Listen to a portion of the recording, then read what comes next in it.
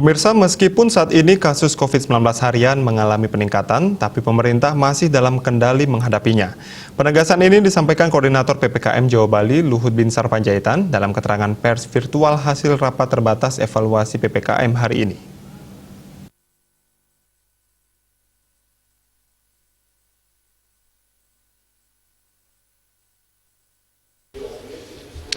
Luhut mengatakan pemerintah selalu menggunakan data dalam mengambil keputusan. Dalam penanganan COVID-19 di dunia menunjukkan bahwa Omikron memiliki tingkat perawatan dan kematian yang cukup rendah.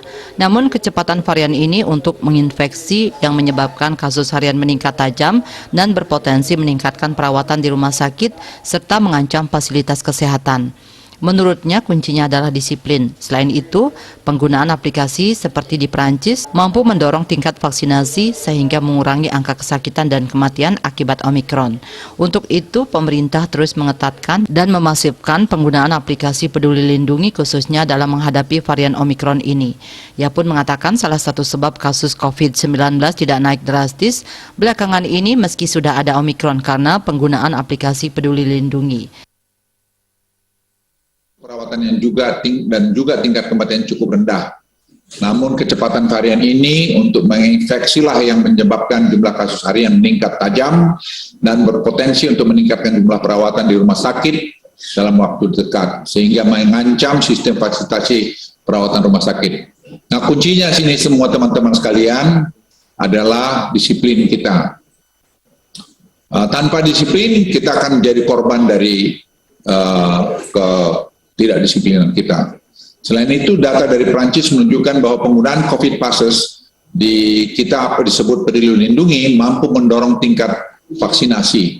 Jika dibandingkan dengan tingkat kematian dan perawatan harian di Perancis, lebih rendah dengan adanya COVID passes ini dibandingkan dengan yang tidak ada. Untuk itu, pemerintah akan terus menggunakan, memasifkan dan mengetatkan penggunaan aplikasi Peduli Lindungi khususnya dalam menghadapi varian. Dalam minggu ini, kasus harian mengalami kenaikan. Dari data yang dihimpun, kasus di Jawa Bali mendominasi kasus harian yang naik. Kenaikan di Jawa Bali diidentifikasi masih bersumber dari peningkatan pada wilayah aglomerasi Jabodetabek. Selain itu, kasus yang disebabkan para pelaku perjalanan luar negeri sudah berada di bawah 10% dari kasus nasional. Dapat disimpulkan bahwa transmisi lokal sudah mendominasi lebih dari sebelumnya. Ia mengatakan pemerintah terus mewaspadai kenaikan positivity rate meskipun angkanya masih di bawah 5%. Tapi angka positivity rate lewat PCR angkanya sudah mencapai 9%. Ia mengimbau masyarakat lebih waspada, protokol kesehatan jangan ditinggalkan, selalu menggunakan masker, kurangi aktivitas di luar rumah yang tidak perlu, dan selalu menggunakan Peduli Lindungi ketika beraktivitas di tempat umum. Dia Dewi Bali Pos melaporkan.